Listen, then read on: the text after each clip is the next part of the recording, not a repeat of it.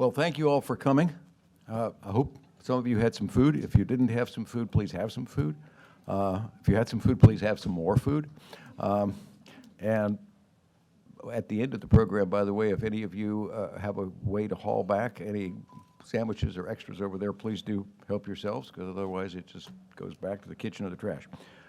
So just encourage you to do that without any guilt feelings at the end. I'm Ron Newman, and I am the president of the American Academy of Diplomacy, which is a smallish group of former diplomats, people who have had senior experience in managing or executing foreign policy with foreigners, as opposed to think tanks who think about it or policy leaders who convey their instructions to the field for somebody else to do something about. And we are here to talk about an issue that is rather sensitive about why diplomats should take more risk. But first of all, I want to thank Americans for Foreign Policy, Andrew Albertson, whose cooperation and help has helped in setting this up. And Andrew, you here? Would you like to say a word or two? Sure, thank you. Is this, yeah, working great.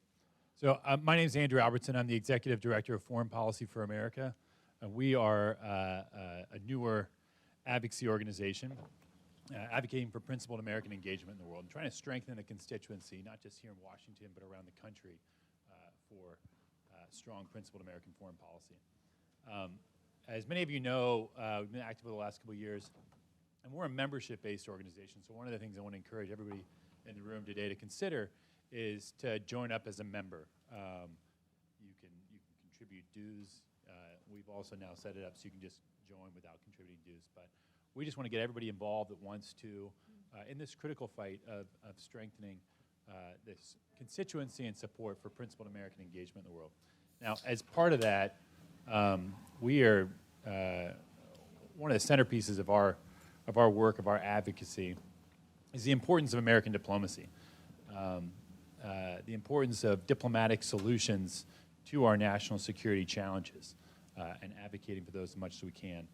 And I think today, in today's discussion, really spotlights the central role that diplomats play in advancing our national security interests. If any of us have traveled abroad, we're thinking about the security of ourselves, and it's nice to know that we've got consular officers and diplomats watching over our safety. But in so many different ways, our diplomats are out there advancing our economic interests, advancing our national security interests. And so I'm pleased to be able to partner with the Academy. Thank you, Ambassador Newman, for approaching us about this, and for Maria for partnering with us on this. And just really honored to be here today with such distinguished diplomats that we have today. Clearly, and I know we're going to talk about this, and I'll leave with this point, we're going to hear a lot, I hope, about how important it is and how valuable it is when we empower our diplomats who are out there on the front lines advancing our security with the tools and the support that they need. So really honored to be here together and glad that we were able to partner with this. And with that, I'll turn it back over to Ambassador Newman. Well, Andrew, thank you. Thank you for your help. Is anybody here from Representative Cisneros' office? Because I wanted to thank them. Their aid was critical in having a room so that we could actually address you all. And I also wanted to thank the office and staff of Representative Mike Waltz on the other side of the aisle for being a co-sponsor in recognizing the importance of this. And before ending with grace notes, let me particularly thank Maria, who many of you met, Destiny, who may still be outside the door, our two interns, Skylar and Eliora, without whom we certainly would not have gotten organized at all. And so I appreciate very much all their help. So why are we talking to you today? And I might say, by the way, the Academy is a nonprofit, nonpartisan organization basically dedicated to strengthening American diplomacy. Now, that's our bumper sticker. Why are we talking to you today?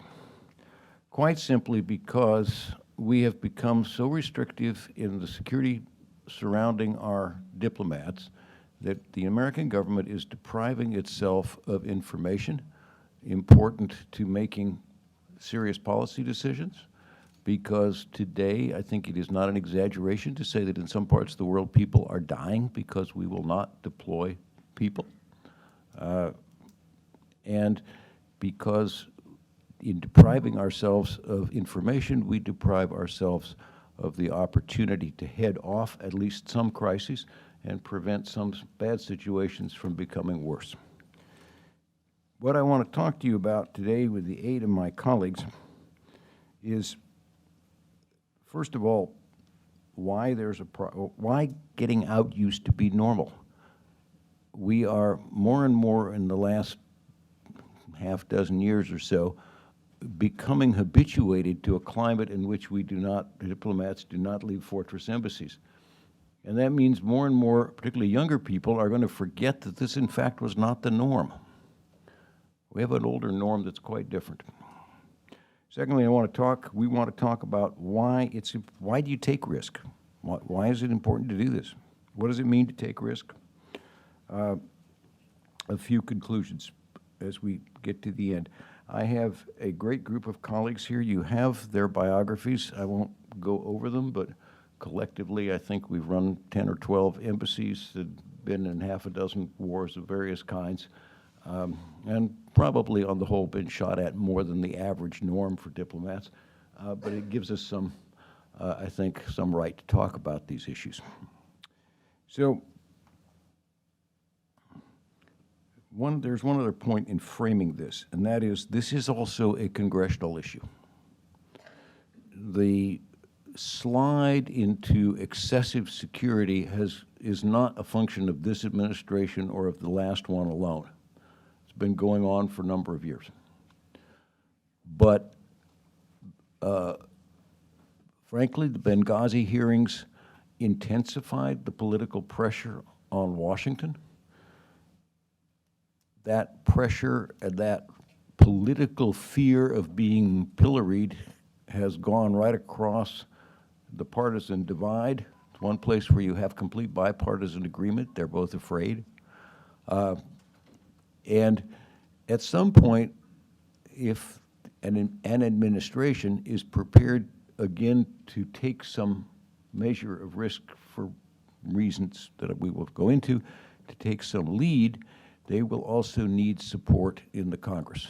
It is congressional pressure, for perfectly understandable reasons, that has brought us to this heightened state of fear, and it's going to take congressional support someday if an administration is prepared to lead. There's also a very particular issue, which is the way accountability review boards are structured in the law, which has a kind of leading edge of somebody must have done something wrong, whose head needs to be on a pike. Now we'll go find out. And I think there's going to have to be some serious discussion about how one restructures this so that you maintain accountability while diminishing the element of witch hunt. But that's going to be a legislative task, although it's one that I think the Academy may want to contribute to as well. But it is going to be squarely in the congressional lane to actually fix. So that's why we're here. We want to talk for a little bit about what the normal used to be, to frame the idea that we're not talking about things that are in fact revolutionary or that are somehow terribly bizarre, or you're going to get everybody killed and what the hell's the matter with you people, but that in fact we used to do business in a rather different way. And one example I'll just start with before passing to my colleagues in Algeria. When I was there, it was a period of bloodshed, 94, 97, insurgency, blanket death threat to all foreigners, about 1,000 people a month getting killed. But one of the reasons we kept the post was that the French were pressing at the level of the president to take a position of siding with the military government because it was the thugs or the Islamists. That was not a necessary position for the U.S. government to find itself in. There were political options that we needed to stress. But you had President Mitterrand of France pressing President Clinton directly on a policy issue, and it took having people on the ground to be able to present an alternative view based on knowledge and not just an opinion. That was one example, but let's talk about some others. Ambassador Ray was in Cambodia, has some interesting examples there, how you used to do business. Yeah. Thank you. I arrived in Cambodia on December 26, 2002. Back here, people were still reacting to the events of 9/11. We were doing Muslim outreach around the world. Cambodia was not on the list of countries that was entitled to get funding for outreach to Muslims because for some strange, unaccountable reason, people back here, even in the Department of State, had forgotten that roughly 8 to 10% of the population of Cambodia is in fact Muslim. It was thought of as this totally dysfunctional Buddhist country and one that wasn't very important to us. I realized that we didn't know a lot about the Cham population. First of all, not all Cham are Muslim, but most of the Muslims in Cambodia are Cham. They are an ethnic minority that lives in isolated villages, is marginalized by the government and ignored by the international community, except, as we discovered, not the radical Islamists like the Wahhabis and certain groups out of Indonesia. So I decided as ambassador that we had to educate ourselves and then we had to educate Washington. And I did this by sending members of my embassy staff and sometimes going myself out to Cham villages, getting to know the people, the heads of villages, everyday people, the head of the sort of senior Muslim in the country, finding out what their complaints and wants were, and then fighting the bureaucracy to get a few $1,000s to implement programs that addressed needs that they recognized that the government of Cambodia wasn't fulfilling. We found out later two pluses that came out of that. One, a French anthropologist who was studying the Cham noted the shift in their attitude toward the U.S. over the period of about the first year or so of my tenure, from about 60-70% don't like America to over 80% think America is the greatest place in the world. And secondly, we discovered that Jamaat Islamiyah was planning a bombing attack in Phnom Penh. They were only thwarted when the Cambodian students rioted and burned the Thai embassy, causing the border to be closed.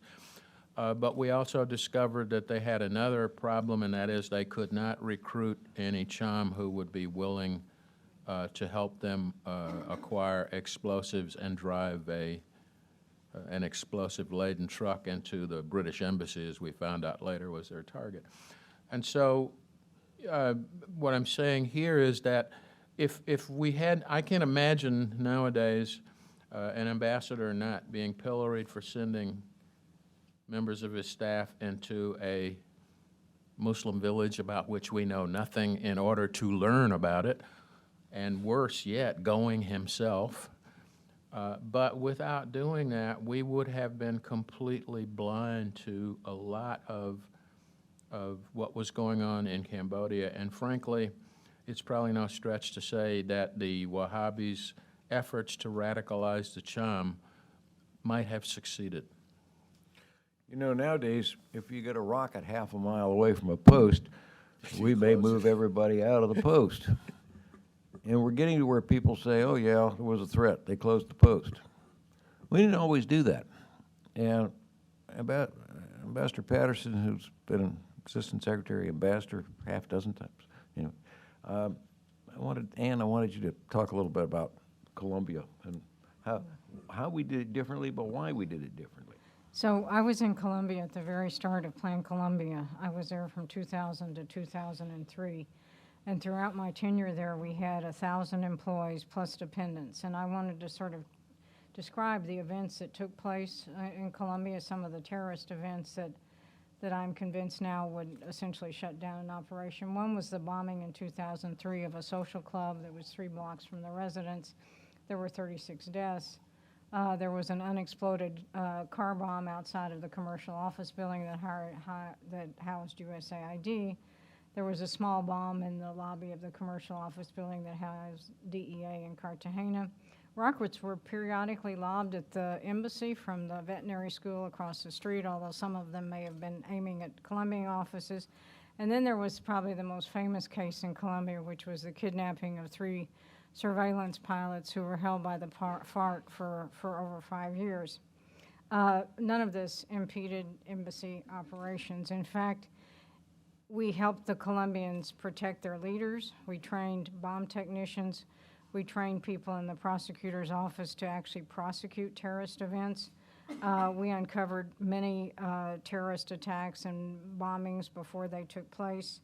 But the point I really want to leave you with is, in my view, one of the reasons that Plan Colombia was a success is that the Colombians understood that we had their back and that we were with them every step of the way, and we were going to stay there until they saw this very violent period through. And so I think I can't overemphasize the role that the American Embassy and Americans have in restoring confidence in some of these fractured societies.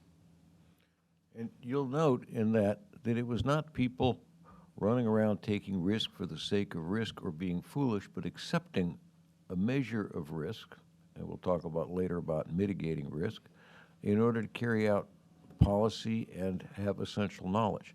And Ambassador Olson, who has also managed a fair number of horrific places, was in Iraq, and during the so-called Coalition Provisional Authority, CPA period, and that's, again, a very different experience, quasi-war, but also has some of the same qualities. Rick? Thank you, Ron.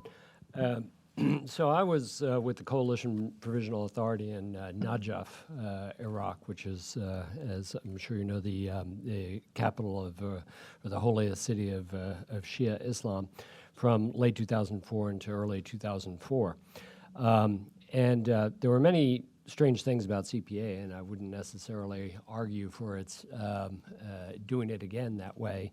But it did create an opportunity for those of us who had been used to increasingly restrictive rules for personnel under Chief of Mission authority. And in Najaf, when I was there, it was a city that was in some ways fairly positively disposed towards the Americans because, of course, they had hated Saddam and were glad to see him go. And we actually had pretty good access and could do a lot of things that would probably not be allowed nowadays. We bought a local Iraqi taxi and traveled around in that instead of in a big armored SUV. I would go down to the seminary of Najaf, these great medieval seminaries. Actually attended a class once with an Ayatollah, a friendly Ayatollah, who was disposed to have an American representative in the class and hear the conversation. But beyond that, I think what was actually quite important is that we were able to get out and do a lot of reporting on the growing power of the Shia militias, especially Muqtada Sadr's militia. I had one officer working for me who was a native speaker of Arabic, an Arab American Foreign Service officer. And he would go out at all hours of the night in whatever vehicle he could find and go out and talk to a lot of people. And the reporting that he did, I think, was a clear warning that the Sadrists were getting ready and were prepared to take over in the city of Najaf, which they did in March of 2004. I would note that officer later left the service. I don't know if that was because he couldn't reproduce that experience in Najaf, but it's an indication of the kind of things that people will do, intrepid officers can do and develop if given a chance to take a bit of risk. You know, I tried to do that same thing. I got the foreign ministry in Baghdad to give me a little Mazda with Iraqi plates, quite dirty, and thought I could drive that. Nobody would notice. Thought I'd really got this knocked. I had it about a week, and somebody stole it out of the parking lot in the green zone. So sometimes your operations don't always work. Well, those stories give you a little sense of how we used to operate. The question you might reasonably ask is why? What did that get us? Rick was just talking about the fact that we could have known there was a revolt coming. That's an underlying question all along, that people have to pay attention to what you know, but if you don't know it, they don't have to pay anything to pay attention to. I said at the beginning of this that there are people today who probably are dying because of our security structures. I make that point because at our morning session, we had one of our colleagues who pointed out to us that the kind of deployment for Ebola that was so successful earlier is now prevented in parts of the Congo because of security concerns that we will not let anybody deploy, even though we have people who are willing to do so. So certainly you have people dying today of Ebola who might be saved if we were moving around. That's one example. There are examples of the problem of what you don't know. And I'm going to ask Ambassador Patterson to talk a little bit about Iraq and Libya, price of losing influence.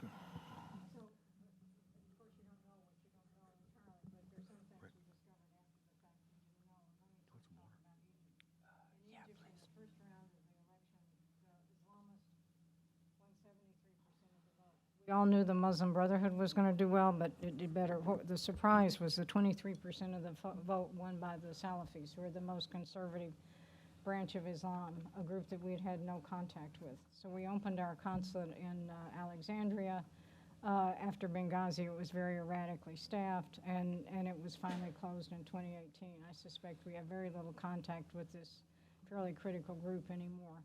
In Saudi Arabia, and this has national security implications, I would bet that we don't know what's going on in the rural areas, and we don't know what's going on with the clerics, and we don't know what's going on with the royal family.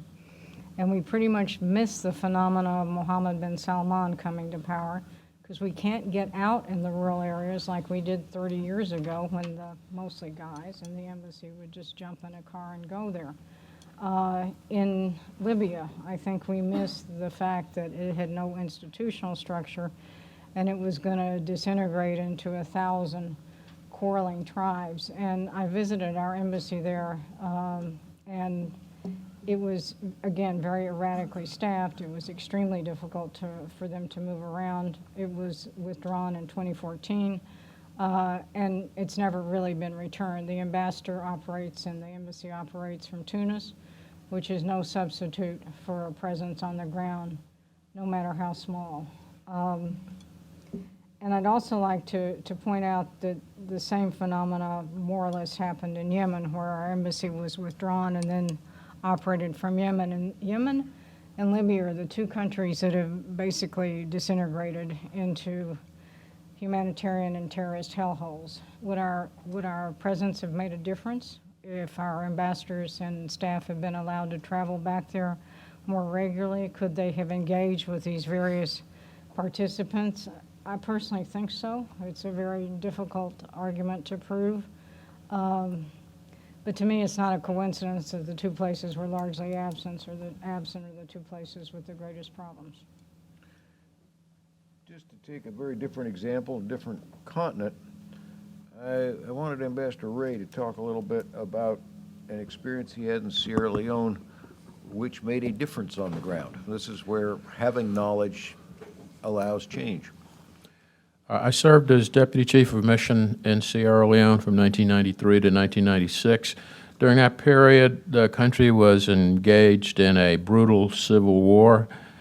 It had just the year before I arrived had a military coup, and a junta of young Army officers had taken over the government, and nothing worked. I mean, the country couldn't feed itself.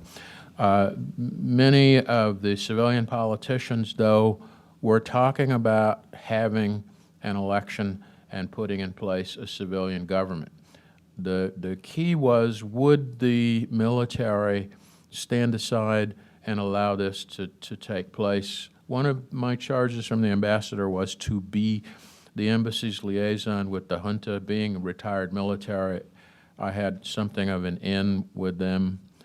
And in my discussions with them, they agreed that elections could be held, but they had a condition. They wanted me to personally go and talk to all of their brigade and battalion commanders, to pass the message to them, to sort of talk to them about the importance of the military staying out of politics.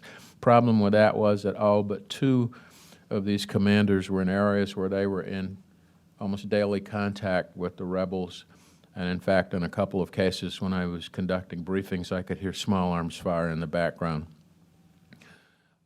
After several hours of debate with the ambassador, I convinced him that it was a risk worth taking.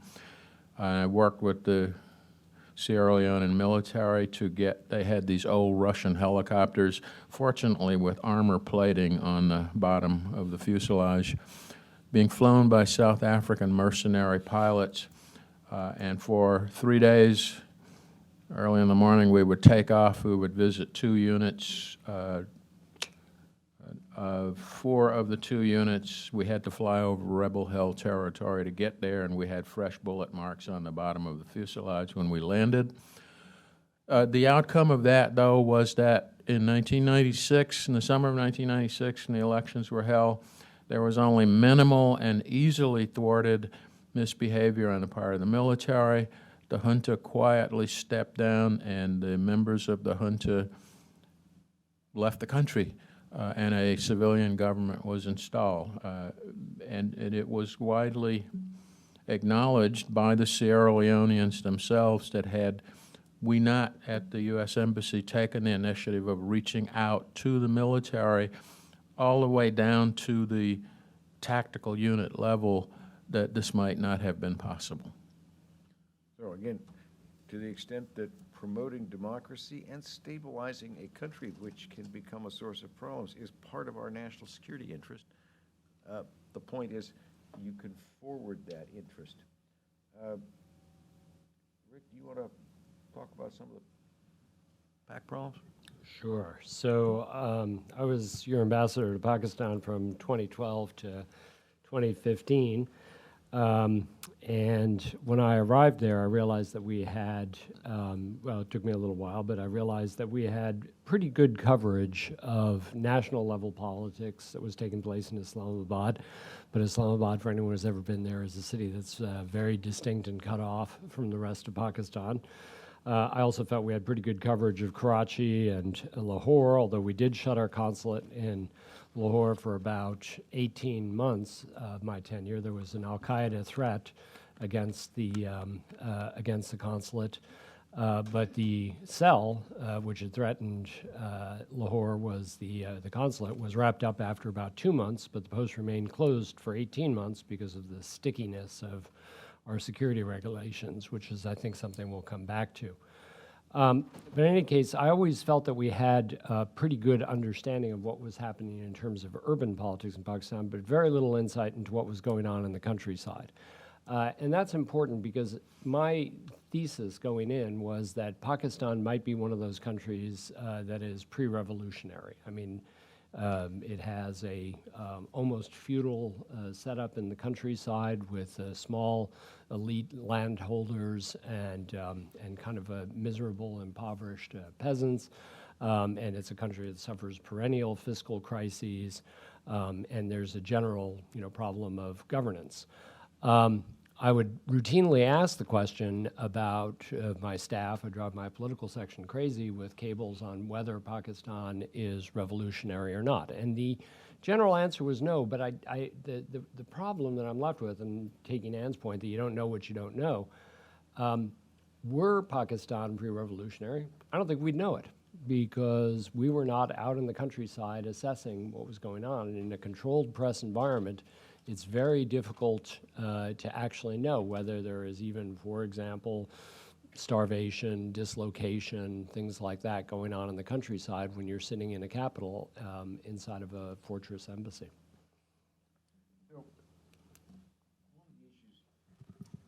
One of the issues here is that we've been talking about. We're talking about the consequences of the current position, the need for change. A couple more examples I just want to talk about. And I think it's important to understand what we're talking about in our current security issue problem is not a cultural problem of the Foreign Service or the diplomats. This is a political problem which is driven from Washington and driven by fear. But it's political fear. It's not fear of the people who actually might get killed. It's the fear of people who might be found responsible for having let them take a risk. And one of the things it's leading to is a kind of moral delinquency that we're perfectly prepared to contract with a think tank or a contractor to send people out into places that are dangerous to acquire information that we will not go and do ourselves as government employees because we won't be allowed to. That is a kind of moral hazard and a moral irresponsibility that we are getting into. One of the problems we have with this kind of responsibility is that once you take an action, you pull people out, it becomes enormously difficult under this climate to reverse that decision. And you might want to talk about, Rick talked about the problem of going back to Lahore, and you might talk about it from having been Assistant Secretary for Middle East, some of the problems you had. So when I've heard Ambassador Olson say this, I left to Pakistan 2 years before he arrived, and my jaw dropped when I heard the change that had been undertaken in 2 years, which would, of course, the exact period of Benghazi. Because when I was there, we had a fully staffed and frankly excellently staffed consulate in Lahore, and they would also jump in a car and go out in rural areas. We had a big consulate in Peshawar, and of course that was always a very dicey area. But we should work on telling you how much Pakistan contracted, and Pakistan is a pretty important country to the United States. But I'll give you a few more examples. In Egypt, we were, after Benghazi and other things, we would take dependents out, we would put them back in. And the point about dependents is you can't really get good staff unless you have dependents. Because your demographic is old people and young people. And you want a broad range of jobs to be covered. So the dependents didn't really return until 2015. Tunisia was a more dramatic example. It was very dramatically drawn down in 2012 and didn't return to full staffing, although things had dramatically improved until 2016. In Libya, I've already mentioned, we withdrew in 2014. There was certainly an opportunity to go back when many of the other embassies were reopened. In Libya. But we never did that. And of course, Sana'a is still closed, and there's no other alternative operation in Yemen that can monitor the war, the humanitarian relief, or any of the other things that are taking place there. One of the things that I think it's important to stress here is we're not talking about everybody just run out and take risks. The issues are more complicated. They're about what risks you can manage, what risks you can't, and they're fundamentally about which risks it's important to take because of what you need to know, because of benefits. It's a constant weighing back and forth that ambassadors need to be free to do about risk versus benefit. Not every trip is worth taking. Not every risk should be avoided. And when you have risk, a lot of what you have to get into is how do you mitigate the risk? How do you find ways to conduct the mission in spite of the risk? You cannot do this job and live in a sort of safe, dangerous dichotomy, because the world isn't that way.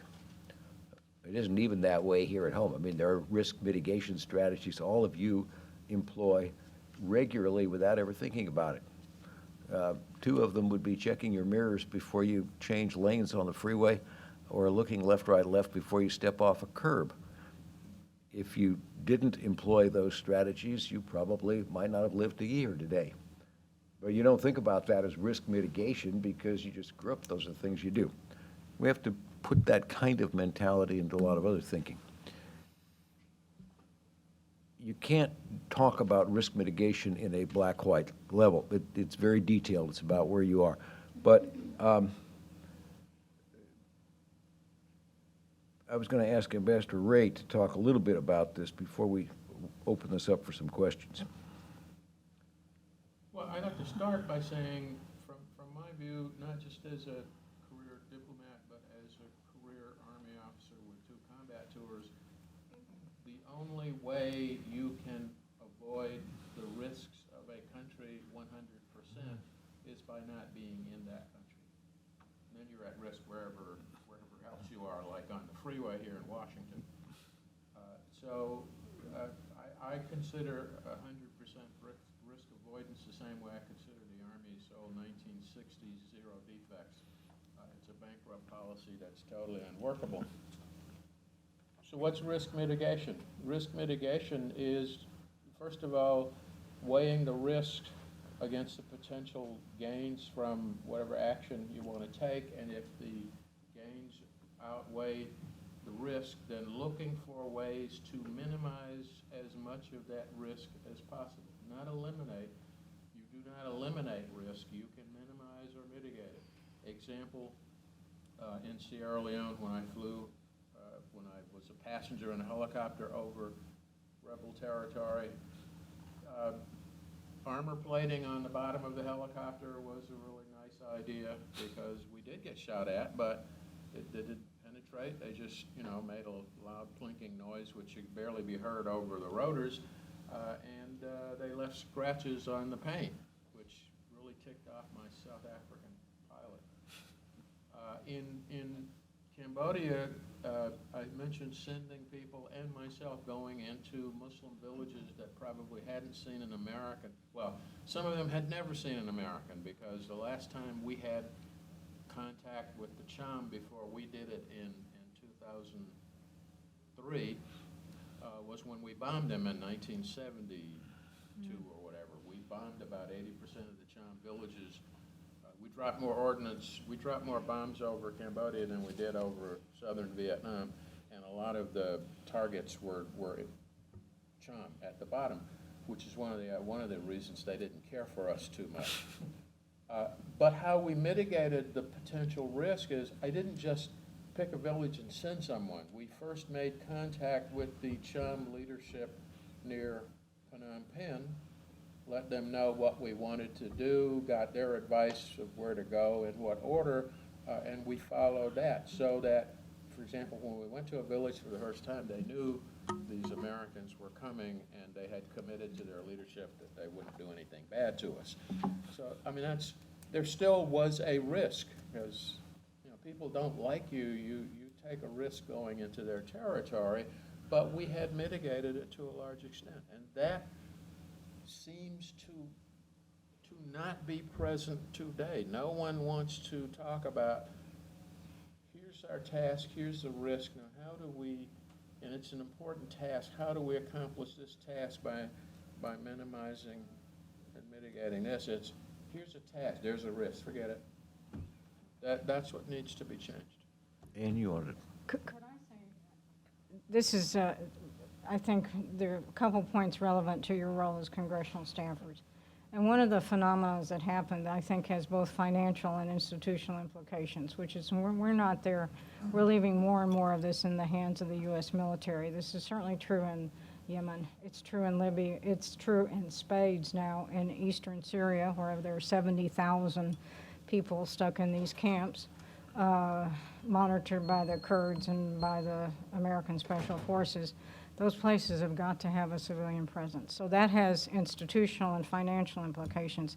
The second one, when your constituent gets stuck out there and there's nobody in the consulate to come see them, the role of our role to help U.S. citizens, yes, we do visas and passports, but the real role we do is we call up the head of the Army and say, please put a helicopter on that mountain to find that American citizen who's stuck, or we call up the chief of police and say, please kick this guy loose before he gets into your Byzantine court system for running around naked at the pyramids. So that's the sort of thing that embassies do all the time, and if you're not there, your constituent's going to be in jail for 15 years. Or worse, yeah, or worse. So this presence issue goes sort of way past the foreign policy implications into our own institutional structures and the protection of American citizens. One of the things that comes with risk and with risk mitigation is that sometimes it's going to go wrong. You could take a lot of mitigation and you can do these things right, you can do them intelligently. But if there is risk, that's what we're talking about, there will be times when you run out of luck or where something just happens. And that's the point at which the political leaders have to be willing to come up to Congress and talk about, I'm sorry that Joe and Jane got killed, but they were doing something that needed to be done. It was not necessarily the case that anybody did anything wrong, nor is it necessarily the case that we should change what we're doing because somebody died. But that's a hard thing to say, and it's a hard thing to accept, and it's one of the things that Congress is, I think, really losing focus on, is this idea that it might not be somebody's fault. It's also a question about how you regard those who might be lost. Rick, you want to talk about that a little bit? Or I want to talk about it. Thank you. Sure. So, what I would sort of argue for is in addition to maybe questions of legislation and regulation, we also need a bit of a cultural shift. And diplomacy can be a hazardous business. It's become more hazardous over time. We've told you a few stories about that. And I think we do have to accept that we are going to have people who die in the line of duty, just as our military colleagues do. And I'm going to personalize this a little bit. I did an inventory before coming here today of, sort of my experiences in this regard. I've been through 4 wars. I've been shot at twice with AK-47s. I've been in 6 facilities that were under attack in one form or another. And in one minor diplomatic triumph, I talked someone out of shooting me. And, if any of those had gone another way, I was hoped to be remembered as a hero and not a victim. And I think that's a really important distinction because unfortunately, many of our Foreign Service fallen tend to be treated as victims. The outstanding example is Benghazi, frankly. Chris Stevens was a friend of mine, and he died doing what he loved to do. And I think that we should recognize that whatever mistakes may have contributed, just as in combat deaths, there are often mistakes made by U.S. commanders, U.S. officers. That doesn't diminish the heroism of the people who have fallen, and I think that same standard should be applied to the Foreign Service. So what have we told you? We've told you that we are not, we've told you that the United States is suffering loss of information and loss of influence by being excessively concerned about risk. Or at least that's what we've tried to tell you. We are saying to you that we have to take more risk, although it should be taken in measured, mitigated ways. We're saying to you that there is a congressional responsibility as well as an executive leadership responsibility to change this culture and practice. Probably need to be looking at the Accountability Review Board legislation, but that's a very complicated subject. We have to find the right balance between accountability and gotcha, and that's going to take some work. And we're telling you that this is not a cultural problem of your diplomats, but a political problem of Washington leadership.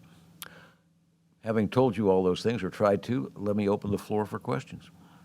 And we have a couple of mics, so if you would just hang on, partly because we're recording this and we'd like to capture you for posterity. Hi, Ryan Wayhara. I work for the House Foreign Affairs Subcommittee on Oversight Investigations. I have 2 Foreign Service officers, so thank you for all that you do. I guess 2 questions, and I think they're related. One, I think at the end of the day, the ambassador, it seems like, tends to defer to the regional security officer, the RSO. If they're going to say the situation is too dangerous, sir, ma'am, I would not recommend going into this area, visiting this area, or letting kind of the political econ officers there, or traveling with kind of such risk mitigation measures that kind of it renders it not as useful. I guess, what can we do in Congress to kind of overcome that kind of cultural inclination and kind of empower our ambassadors to kind of, like you guys mentioned, balance the risk and then make that decision? And then two, I think 50 years ago, when political officers were out in the field, sometimes they were the only person out in the field, but now it seems like we have too much information between kind of development professionals, journalists, internet, Twitter, Facebook, all that stuff, where I think some folks are going to say, well, what's the value add of a Foreign Service officer being in a place where, out in the rural areas where we already kind of have eyes through other means? So what's the value add, I guess, of us physically being there and reporting? Thanks. Those are both really good questions, and I suspect my colleagues are going to want to jump on a couple of them. On the information, I would say two things. One, NGOs are often out there, well, three. One, there's a moral hazard in saying we won't go and find it out ourselves, but we are fine with other people taking the risk. Secondly, NGOs have their own axes to grind. And in the case of journalists, they tend more and more to parachute in and not to have on-the-ground presence. And their actual understanding tends to be extraordinarily simplified. I think I'd turn to Ann to talk particularly about journalism in the case of Egypt, where you had enormous coverage of Tiananmen Square, all focused on, or not, almost all, Tahrir Square, sorry. Doing a mental leap there, Tahrir Square. All focused on good English speakers with extraordinarily little cognizance of the fact that the Islamic part of the revolution was far, far stronger and more organized. And then on your ambassador, the problem here, I've been out too long now, so those more recently retired are going to have to talk about this, but the problem is not so much the ambassador deferring to the RSO as the RSO being under pressure from Washington and the ambassador being under pressure not to take chances. I deferred more in my first critical threat post. By my third post, I could take the point to my RSO that your job is to tell me how to do my job safely, and as long as I'm convinced that that's what you do, I'll really pay attention when you say no, and if you're saying no all the time, I'll become my own security officer. I don't know that I could have gotten away with that more recently. Let me pass to some of my colleagues, because these are both really interesting questions. Oh, I take issue with your premise. I don't think we have that kind of information. I'm going to give you a bunch of examples. We haven't been to Bereda in the heart of, I don't know how long we've been, but Saudis don't go there either. We hadn't been to Sada, which is the hometown of the Houthis, in years. We had missed, as Ambassador Newman said, we focused on 100,000 demonstrators in Tahrir Square and missed the fact that 72% of the country voted for the Islamists. And this was obvious for all to see about 20 miles outside of Cairo, where women are covered in head to toe in black, far more, frankly, than they were in Saudi Arabia. And why does it have to be the U.S. government instead of some journalist and think tanker? Well, they often don't go there anyway, because people will talk more candidly to the U.S. government. When we would go to Quetta, and I'd be interested in what Rick would say about this, they wanted to see us, and they wanted to tell us what was going on up there. And sometimes they wanted us support for certain activities. So we don't, Tunisia is another good example. Yes, we went to Tunis a lot, and we would meet, even the Islamists were French-speaking and very sophisticated. They lived in exile in London for years. Tunisia has the highest percentage of members of ISIS of any country on the planet on a per capita basis. Do we know why? Do we go to those areas? No. So there are a lot of, at least in the Middle East, angry young men out there in these places that we're simply not reaching or talking to. Yeah, I would add to Ann's list rural Pakistan and Quetta, by the way, which is now pretty much off limits for us. I mean, I struggled and got there once during my tenure there for complicated reasons. Not all U.S. security; it was partially Pakistanis didn't want us going there. You know, and of course, political officers do rely on the people who are traveling, you know, rural development specialists, people like that. But they don't always have exactly the same cast and the same. They're not looking at the questions that a political officer is going to be looking at. You know, questions of regime stability, those kinds of things. The other thing is on journalism. I have to disagree with you. Journalists are not going out anymore. I mean, you know, we could have a whole separate panel on the death of American journalism for a different set of reasons. But it is hard to find, you know, foreign correspondents in capitals, let alone traveling outside and going into remote areas, especially in areas where it could be considered semi-hostile. So you really don't have a lot of sources to glean from. If I could, on the journalist issue, and this goes back way before Benghazi, journalists are reporting the news that they think their viewers want to see or hear, not everything that is happening in an area, and certainly not the nuance. I mean, the nightly news you get, there is no nuance in news.